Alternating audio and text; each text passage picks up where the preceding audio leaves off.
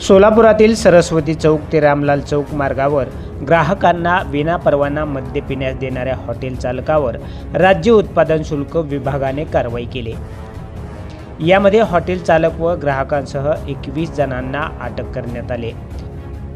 Police कल्याण केंद्रासमोर 3 ते 4 हॉटेलमध्ये ग्राहकांना विनापरवानगी मद्य पिण्यास देण्यात येत होतं। गेल्या काही वर्षांपासून हा प्रकार सुरू होता।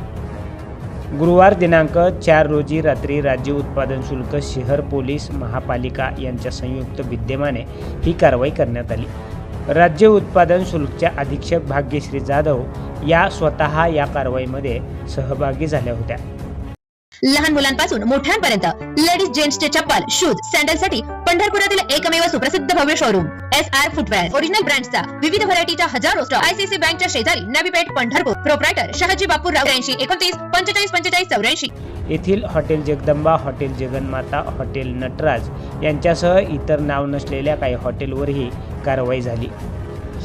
यावेळी 22 लोखंडी टेबल, 21 लोखंडी बाकडे, 1 काउंटर टेबल, 10 लाकडी टेबल, 20 लाकडी बाकडे जप्त करण्यात आले असून राज्य उत्पादन शुल्क खात्याने दाढी टाकून एकूण 3.44 लाखांचा मुद्देमाल जप्त केलाय।